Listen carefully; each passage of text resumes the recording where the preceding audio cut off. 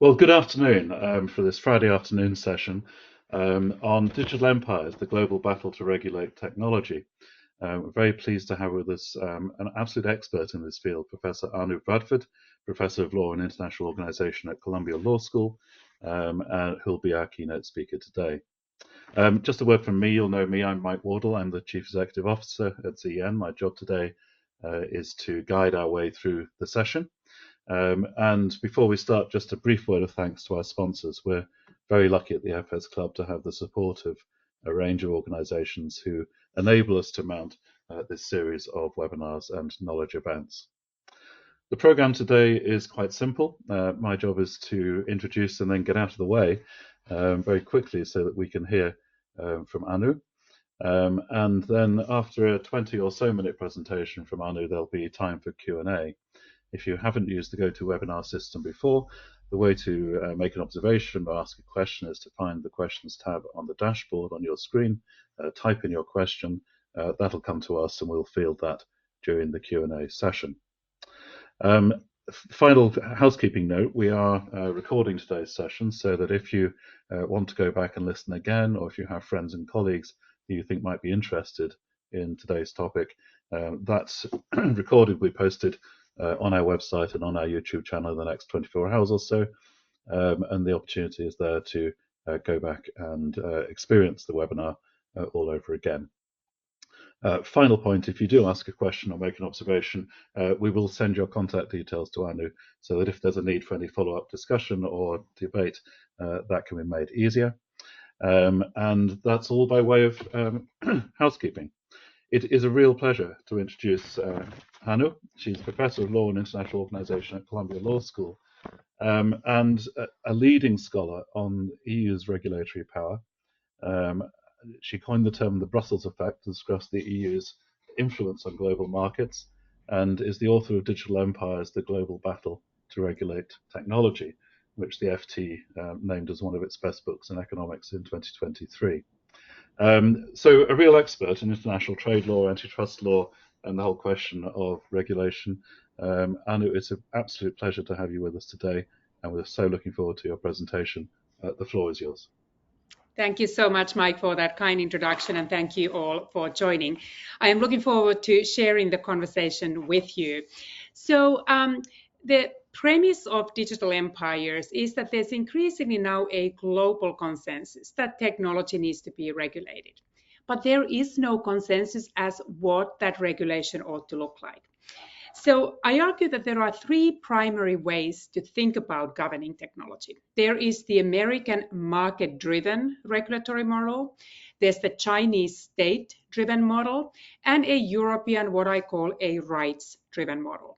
So let me now walk you through the basic assumptions underlying all these three models. So the American market-driven model is really favoring free market, free internet, free speech, incentives to innovate. It really trivializes the role of the government and it basically hands over the regulation of technology to the tech companies themselves. So it is a techno-libertarian, techno-optimist view of the world. The Chinese, on the other hand, look at technology and its regulations somewhat differently. The Chinese Communist Party is very focused on making China a technological superpower. And under its state-driven model, it is prepared to deploy state resources to meet that goal. But China is also very focused on deploying technology as a tool for surveillance and censorship and propaganda in an effort to entrench the political power of the Communist Party and ensure social stability within the nation. So what about Europeans? So the European Union is often portrayed in this conversation as being forced to choose between the United States and China, lacking a robust technology sector on its own. But I argue that the Europeans are not forced to, nor are they able to, choose between the Chinese and the American regulatory models. The Chinese model for the Europeans is simply too oppressive, but the American model is too permissive. So the Europeans have charted their own third path forward. And that is this rights-driven regulatory model, which is really premised on the preservation of the and promotion of fundamental rights of individuals, the preservation of democratic structures of the society, and a pursuit of a more fair digital transformation. A digital society where we are reallocating resources, redistributing power away from the large tech firms to smaller companies, to individual users, and to the society at large. So these are the three primary regulatory models that I am observing. But you may then wonder, why do I call these three leading technology and regulatory powers empires? Empires is a big word, it's a provocative word, and I use it to some extent metaphorically. But I think it's also very helpful for us to understand what's going on, because none of the three regulatory models are confined to the jurisdiction itself. Instead, each digital empire is actively exporting its respective regulatory model abroad, and in that process, expanding one's sphere of influence. But what is interesting to me, they're all exporting something different. So the United States is primarily exporting the private power of its tech companies. The US tech companies were set free to take over the world, and that is exactly what they have done.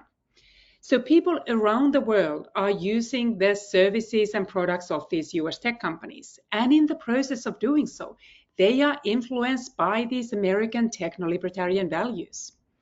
So if you take Facebook, for instance, Meta's Facebook has over 3 billion users, over 3 billion users in over 160 countries. That is part of the American digital empire. China, on the other hand, is primarily exporting what I call infrastructure power. Chinese tech companies are building digital infrastructure, so undersea cables, 5G networks, data centers, surveillance cities, which they call safe cities or smart cities, when they export the surveillance technologies along the digital Silk Road that reaches across Asia, Latin America, big parts of Africa, and even Europe. So if the Americans are exporting their private power and Chinese their infrastructure power, how are the Europeans expanding the sphere of influence of the European digital empire? So the Europeans are exporting this superpower that they have, which is regulation. The Europeans are more or better known for regulating than developing technologies. So this is the phenomenon that I have called the Brussels effect, which refers to the European Union's unilateral ability to regulate the global marketplace. So the EU is one of the largest and wealthiest consumer markets in the world, and there are very few global companies that can afford not to trade in the EU. So as the price for accessing the European market, they need to comply with European regulations, including the vast array of digital regulations that have been emanating from Brussels recently. But often these companies decide that it's in their interest to extend that European rule across their global production or their global conduct, because they want to avoid the cost of complying with multiple different regulatory regimes. So simply by conforming to the most stringent regulation, often these companies are able to do business worldwide. So this is how the Europeans are able to influence the global digital regulatory environment simply by regulating the single market. They can sit back, focus on the single market, then it's the global business interest of the global companies that are externalizing the European digital empire. So if my first argument was that Europeans are also an empire, we shouldn't just worry about or focus only on the US-China tech war. We also need to think about the immensely important role that the Europeans play in regulating technologies. My second argument is that we're not seeing the world splintering into three separate spheres of influence, because all these digital empires are providing a different layer to global digital governance. So you have many markets around the world where you at the same time have American tech companies, Chinese digital infrastructure, and European regulations affecting the behavior of those American companies, and that's Chinese infrastructure. So that means that the empires are also often coming into conflict. They are colliding in different markets, which leads to important battles that are a big focus of my book. So I distinguish between horizontal battles and vertical battles. So the horizontal battles are the battles between these empires themselves. Most predominant one being the US-China tech war. That is a battle over technological supremacy, but also economic, geopolitical, and one day potentially even military supremacy. It is certainly also a very ideological battle, adding a certain intensity to that particular battle. But there's also a very important other horizontal battle that we should be focusing on, and that is the battle between the United States and the Europeans when the American market-driven model is colliding with the European rights-driven regulatory model. So the US companies are coming to the European market, and in the eyes of the Europeans, they are taking too much and they are giving too little. They are abusing their dominant position, basically eliminating competition in the European market to the detriment of European consumers. They are monetizing the personal data of the Europeans, compromising their fundamental right to privacy in the process. And they are littering their platforms with hate speech and disinformation, and then doing nothing to remove that information and leaving the Europeans deal with the consequences of that kind of information environment. So the Europeans are striking back, and they are deploying their regulatory powers to try to rein in the behavior of these companies, which then often leads to resentment among the Americans, saying that, look, it's not our companies that are overreaching, it's your regulators that are overreaching. So this is another important horizontal battle that the book discusses. But in addition to these horizontal battles, we see important vertical battles. And the vertical battles are the battles between the governments, these digital empires, and the tech companies. So the vertical battle is something that the Europeans have been leading over the past decade. They are the ones that have been most eager to deploy the government regulatory capabilities to try to influence the behavior of these companies. But China recently also went through a massive technology crackdown when it realized that these companies are starting to overpower the state, the Chinese government, and that is not acceptable in China. The Americans have been on the fence. So in many ways, the market-driven instincts have kept the Americans sort of committed to a much more hands-off approach and not really engaging in that vertical battle. But the tone of the conversation has been shifting. And in the polarized the United States, where in Congress, the two parties don't really agree on anything, they tend to agree on two things. One is that China is a problem, and the other that the big tech is a problem. So there's been many bills pending before the US Congress seeking to regulate these companies, suggesting that even the Americans are potentially engaging into these vertical battles. There are big enforcement cases brought by the Federal Trade Commission and DOJ, even threatening to break up companies like Google. But at the same time, we need to think about and notice how the horizontal battles and the vertical battles are interrelated.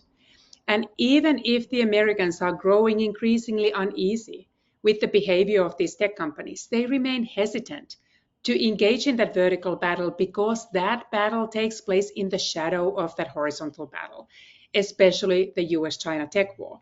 And the Americans are worried that if they start intervening in the ability of these US tech companies to develop cutting edge products, AI systems, so forth, the US is weakening the very asset that it needs to prevail in the tech war against China. So we are most likely to see more half-hearted effort in the US in that vertical battle.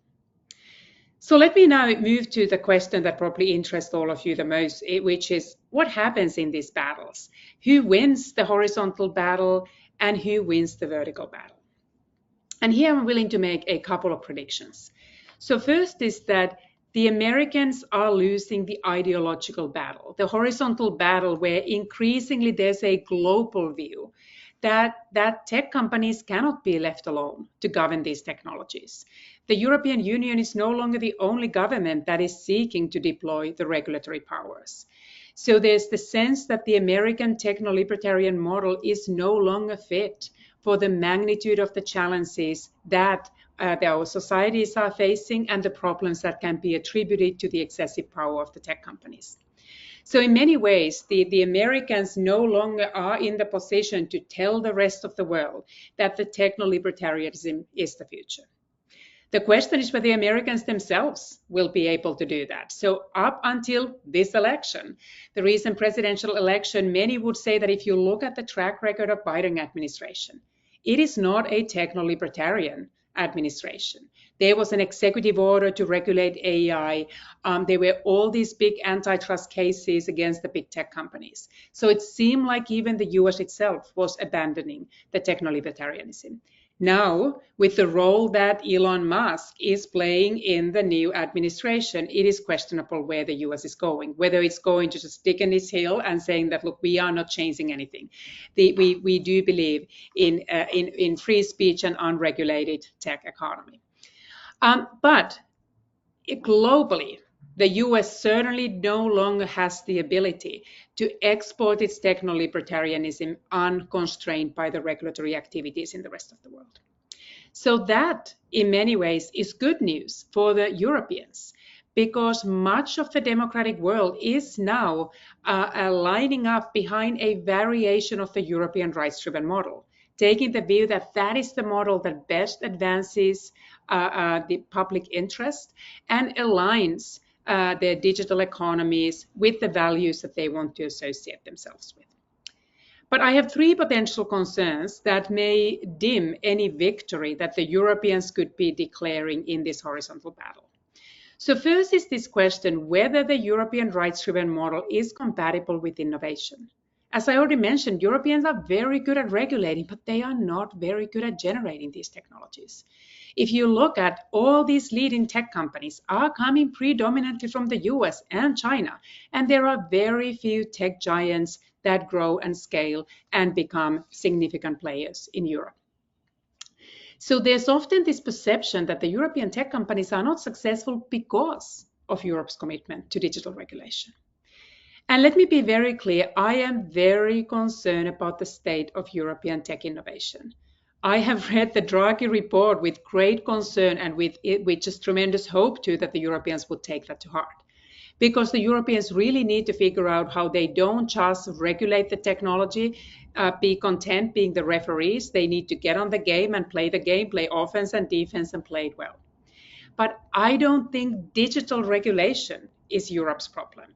It's not that the Europeans are not capable of generating big tech giants because they have the GDPR, the General Data Protection Regulation. And it's not that if the Europeans now today decided that let's forget that AI Act after all and let our AI industry sort of regulate itself, that somehow 5 years from now all the tech companies in the AI space will be coming from Europe. Rather, I think there are four much more important explanations for why there is this technology innovation gap between the US and the EU that have very little to do with the European commitment to rights-driven digital regulation. So first, there's no digital single market in Europe. It is very hard for European tech companies to scale when they face different languages, different cultural expectations, and different regulatory environments in 27 member states. Second, there is no deep integrated capital markets union in Europe. It is very hard for European tech companies to fund their innovations in Europe. That is a very different story in the US, where there's a robust venture capital market that continues to fund the American innovations. So again, not the story of the GDPR, the story of capital, either its presence or its absence. So European tech companies do actually pretty well in the first few funding rounds. But as soon as they need more money, they need to turn to American venture capital increasingly, or they are acquired by the US tech giants. Third, the legal frameworks and cultural attitudes towards risk-taking. The Europeans are hampered by absolutely punitive bankruptcy laws that don't give entrepreneurs that fail a second chance. It's a very different story in the Silicon Valley, where this failure doesn't come with a stigma and it's built into the venture capital model. So you start a company in the US, you fail, then you go and raise more money and they give you more money because it seems like you're working on big things. That doesn't happen the same way in Europe.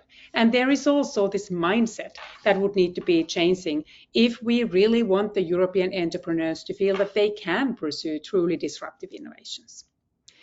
And the fourth difference between the US and the EU, that again, to me, explains that the difference between the tech success of the US and the much more limited success in Europe, is that you cannot be a leading tech innovator unless you have access to the leading tech innovators.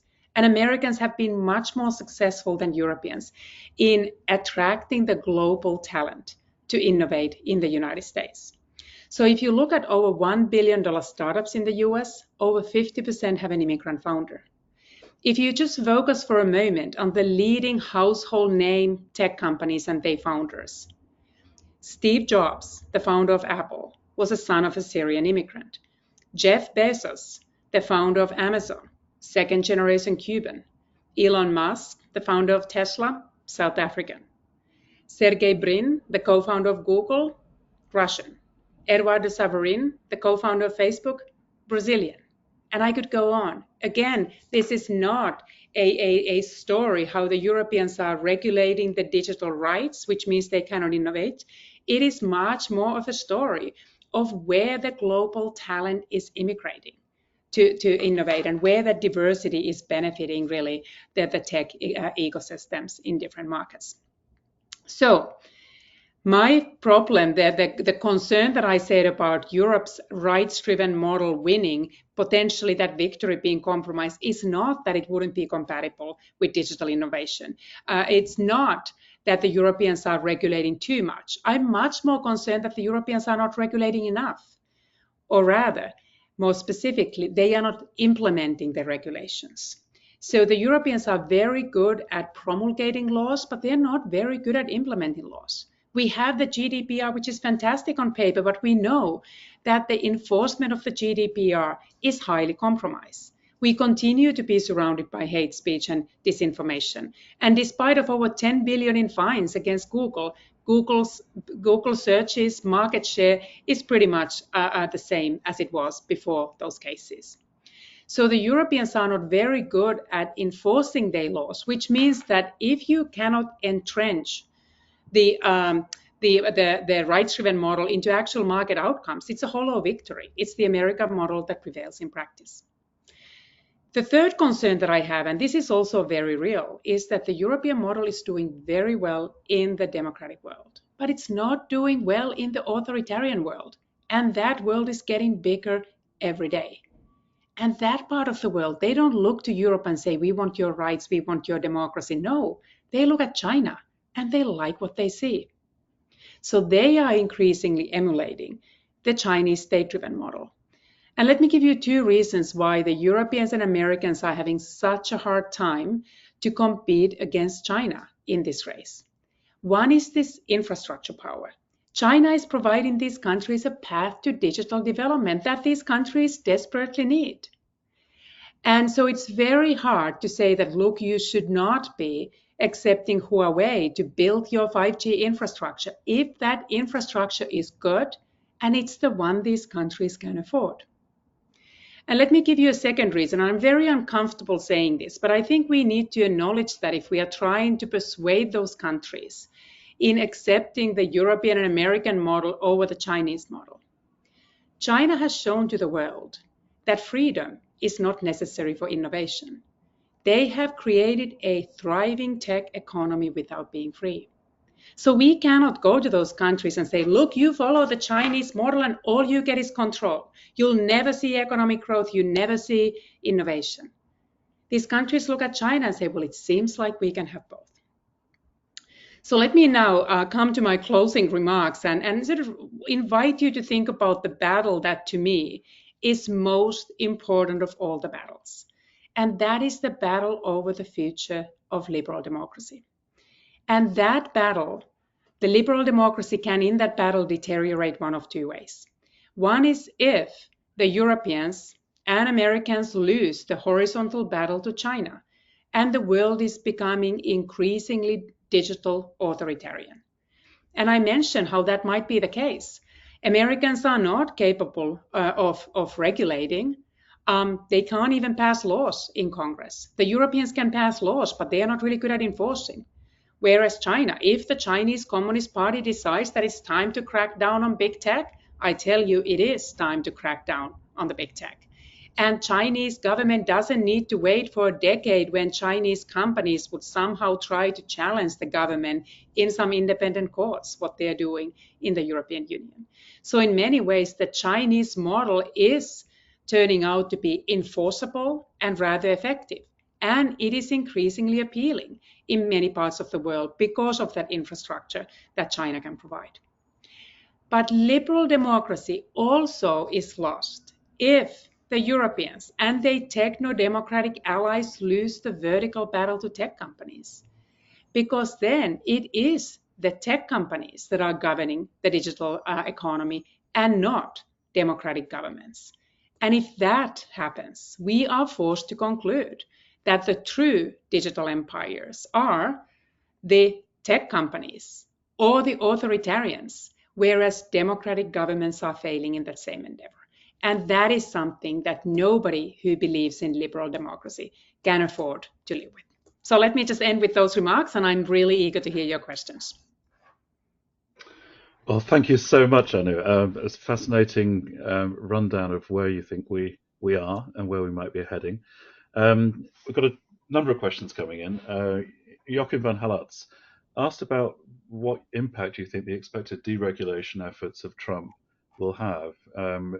Which digital empire will gain from US deregulation? Yeah, so this is obviously a fundamentally a victory for the market-driven model, because it seems like this is where the US is now going back to the model where it was before. But it's also, there's some uncertainty around that, because if you remember, the Google case was initiated during the Trump's first administration. Donald Trump doesn't like these tech companies that much. Yes, he's probably going to be very favorable to Elon Musk's companies. He likes free speech, but at the same time, he has had a complicated relationship to these tech platforms. He has called Facebook the enemy of people. He was the one who first said he wanted to force the sale of TikTok, but then he's changed his mind because that would benefit Facebook. So it is somewhat unclear what will happen in this space. He has said he will get rid of the executive order on artificial intelligence, but assuming Elon Musk will have a lot of influence on his tech policy, Elon Musk supported the bill on controlling existential risks that California was trying to pass. Elon Musk signed the moratorium on AI development because he has been particularly worried about existential risks. So I wouldn't say that the battle is entirely over, partially because of the unpredictability that is just inherent feature of how President Trump governs. So yes, it is a setback. It is a setback on collaboration in particular that we would need in domains like artificial intelligence. We really would need global efforts to deal with some common problems that the entire humanity is facing. And President Trump is unlikely to be as committed to international cooperation and international institutions. So those efforts are getting much more complicated. And then the question is, how much do we still benefit from the Brussels effect? Meaning that these tech companies, even if they had a carte blanche to do whatever they want in the US, the Europeans are sticking to their guns and say, look, you don't do business here unless you live by our rules. They need to still make those changes to the products. And that's something that is the market forces that are making those choices. That's not something that Donald Trump can say that you cannot comply with the European law. And Dan Feeney's followed up really with asking whether you have comments on what he describes as the big tech oligopoly effects on Western democracies. To what extent is there a risk that tech companies will actually take over the role of government? You mentioned that just at the end of your presentation. Yeah, so I think that there is a concern, a serious one, that these tech companies have become ungovernable. They have been too powerful. But at the same time, I would insist that the governments and the states are the fundamental units around which societies are built. So even if you think about what happened recently in Brazil, with all the bravado of Elon Musk saying that, look, I am not going to comply with the Brazilian law with respect to how I manage X.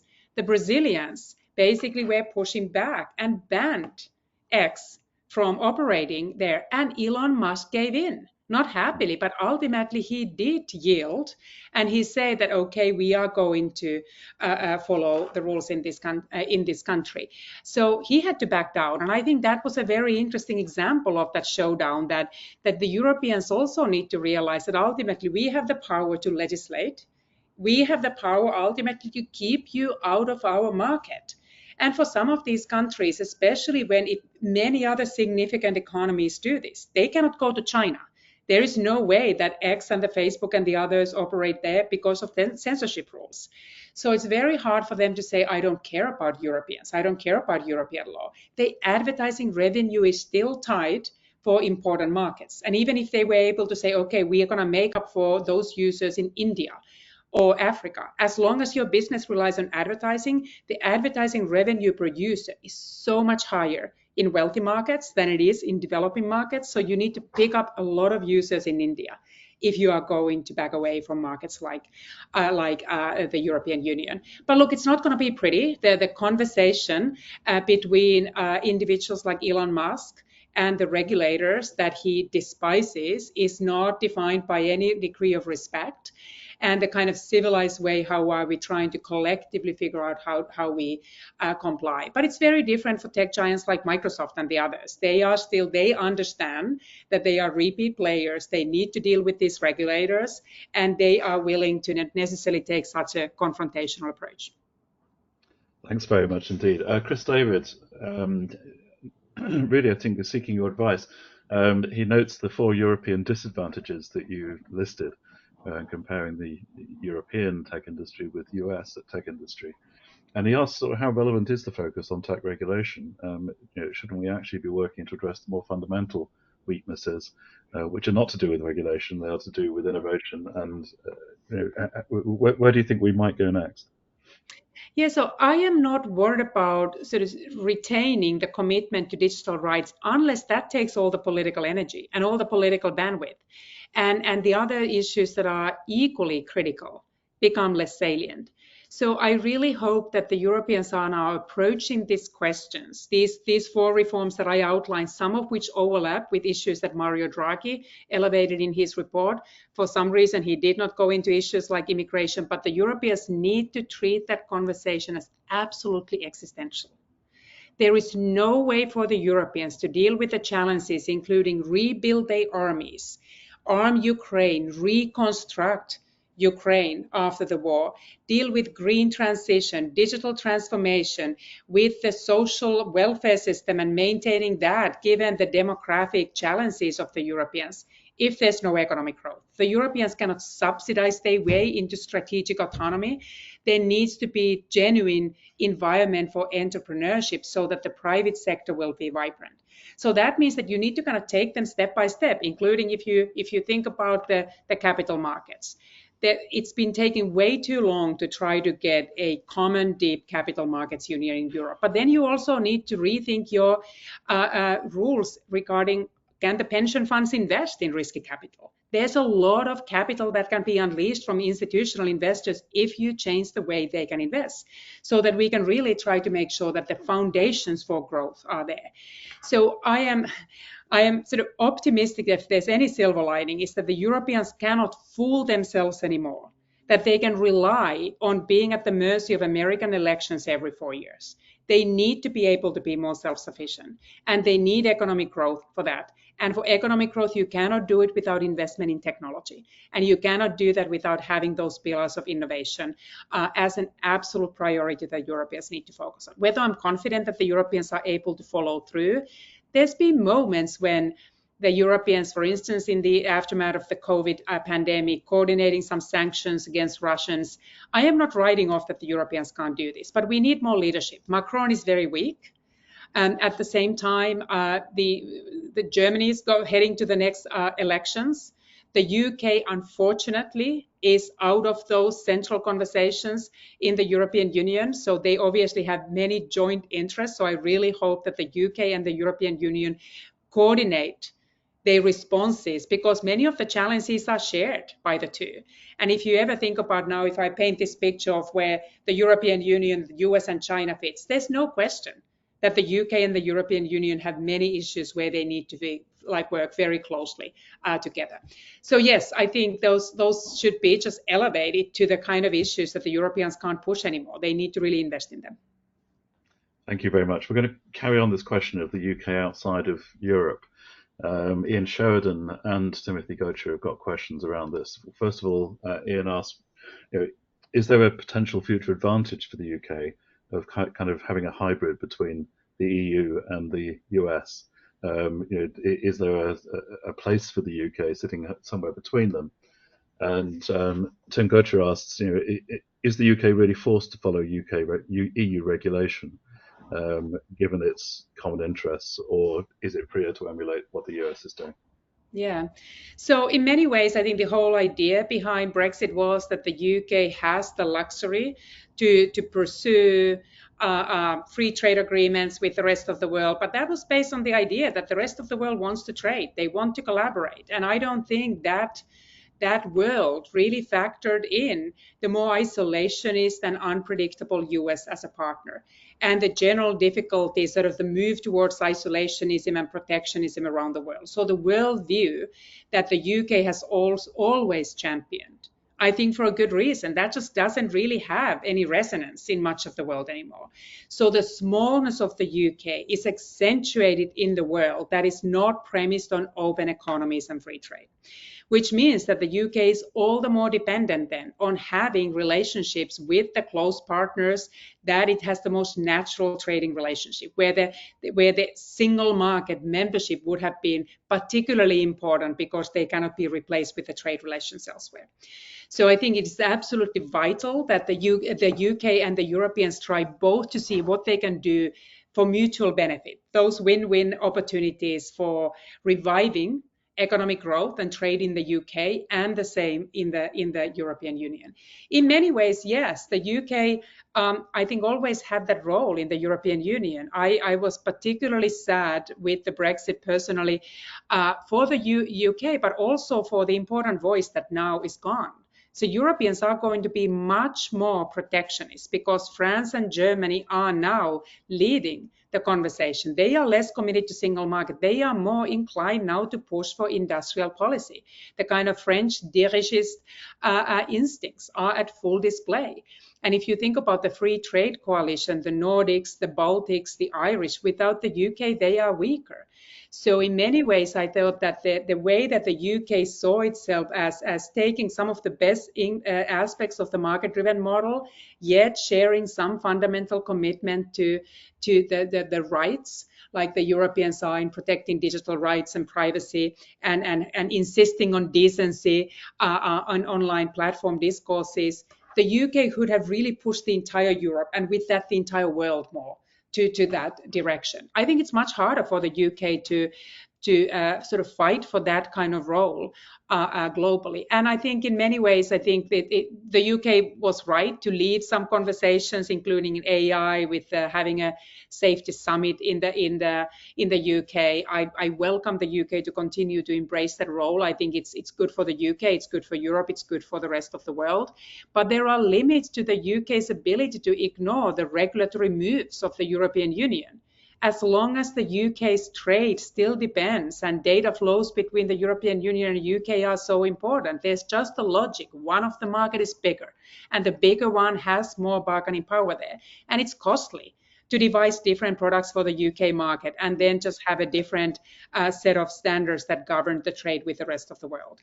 So that's probably the long way of answering that there's limits to the UK's ability to do that, but that voice that the UK has brought, I really hope that still somehow resonates inside the EU as well. Ian Sheridan, who asked the questions, said, thank you, Anu. Yes, Brexit was a car crash. And I think there's a lot of us in that position. Paul McDonald has gone on, says, just wonder whether you've seen any shifts in the way that different generations think about these issues. He just comments his children seem to be far less concerned about their digital footprint and the privacy around their data than perhaps his generation is. And are we seeing shifts, do we think, in the EU in particular, into how the generations think about regulation and its importance? Yeah. So I think there definitely is, if you think about now the effort to try to ban TikTok in the US, one of the difficulties is that the young people love the app. They love using TikTok. They don't want TikTok to be banned. And it's very hard for the government to push through a policy that is so unpopular among the children and the future electorates. But let me say this. There's a reason we as adults feel we need and can, and it's our obligation to protect our children. I believe in some degree of regulatory paternalism. There are choices that children are making around their online behavior that are not well informed. They don't understand the consequences of that. They don't understand how some of the sort of ill-conceived posts and sharing of their private lives can come and haunt them in the way that is absolutely detrimental, that can destroy their careers and their families and their lives. And it's the obligation of their parents to intervene, but it's also the obligation of governments to set some expectations by what these platforms can do. We know about addiction to these platforms. We know about manipulation and exploitation. So I think in many ways our children are vulnerable, that even if they want to share everything online, we need to regulate what, for instance, how much these companies are engaged in targeted advertising, whether they can exploit the vulnerabilities of the youth that is not yet able to make as informed choices. So in that sense, regulatory paternalism always sounds bad, but I think protection of children is an obligation of a family and a society. And ultimately, it is an obligation of these platforms. They cannot be sort of left their business interest and sort of the lure for profits to drive the decisions when it comes to design of this application. That doesn't mean that these technologies need to be banned. There are many beneficial ways how these technologies can be deployed for the benefit of the next generation. I would love to see the artificial intelligence to be able to mitigate issues like climate change, to be able to use these technologies for the safety of the individuals. So I think we just need to be very thoughtful how we harness the benefits, but also then how do we protect the next generation and not just hand over them like, what do you think about technology? And if you think it's good, then we leave it for the tech companies and you to decide how you use them. Thank you. We've got kind of 3 questions to get through in about 3 minutes, so it's a quick fire round. Aya Adewale asks, how can we address innovators' perception that digital regulation is an obstacle as opposed to thinking of it as a partnership? Yeah. That's exactly, I think, why I try to focus on these other factors, that we need to correctly attribute the reasons to where the real issues are. And that's why I think it's almost like we're working in the margins if we are trying to just blame the GDPR. That doesn't mean that we shouldn't also critically think about regulations. We need to concede some of that. Like the GDPR has been costly for small and medium-sized companies. Disproportionately, it's costlier for them. I don't worry about Google having the funds to comply with the GDPR. So I think we need to be honest about where the regulation needs to be adjusted so that it's pro-innovation. But we also need to take a really hard look. And that's why I think to focus on these other pillars and say, look, we need to worry about innovation and let's work on these issues. But repealing some of these digital regulation is not going to get you there. The same way that I try to say in the United States, not passing a federal privacy law is not the secret of American tech success. If you were to pass that law, it wouldn't dismantle the US capital markets. It wouldn't rewrite the bankruptcy laws. It wouldn't prevent the immigrants from coming to the US. Thank you very much. James Kemmel has commented on the EU's planned space law coming up next year. And to what extent do you think the Brussels effect will be in play here, or will the US just ignore it as much as they can? I don't know the details of the space law. It's fascinating. I actually just yesterday learned about my colleague working on that, and he sent me some readings, but I am still to read them. So the Brussels effect, you're going to need to look at it by industry. What's the dynamic? What are the benefits of standardization, sort of having different regulatory frameworks? So I love the question, but I am not yet able to predict how much the Brussels effect will drive that. Super. And Ken Figueredo has asked what value, if any, you see in US state-level regulation in areas related to privacy and AI. How's that playing out against federal?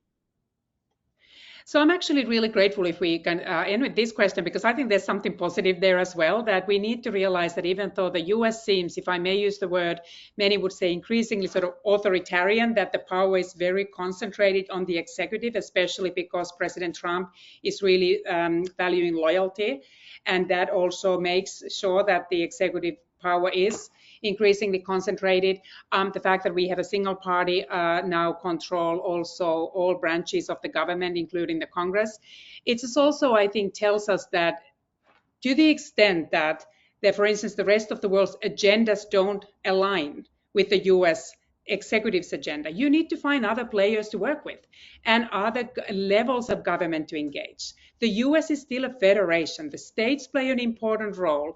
States like California have been frontrunners in regulation, like the GDPR, and now in the AI. There are many other sort of levers and centers of power in the US that I think provide the opportunities for really meaningful exchange. So I always invite, of course, the Europeans, the Brits, everybody need to work with the US government, also the federal government, also with the executive, but the states are extremely important. Thank you so much. Well, we've are just out of time, which is great. We've filled up the space very well. It just remains for me to, first of all, thank again our sponsors. We are very fortunate to have your support. And I'm seeing people putting thumbs up in the comments to express their appreciation. Forthcoming events, on Tuesday next week, we have a session on the employee voice. On Monday, the 25th of November, T+1 from Intent to Action. And then on the 26th of November, the launch of the next edition of the Smart Centres Index. So plenty of content coming up. Please keep an eye on our website to see what's coming. But just reminds me to thank, first of all, you all as participants for turning up and for your excellent questions and your engagement. But most of all, to thank Professor Anu Bradford for her really engaging and thoughtful presentation and answer to our questions. We are really grateful to you, Anna. Thank you very much indeed. It was my pleasure. The questions were terrific. So thank you so much. I enjoyed it. Take care.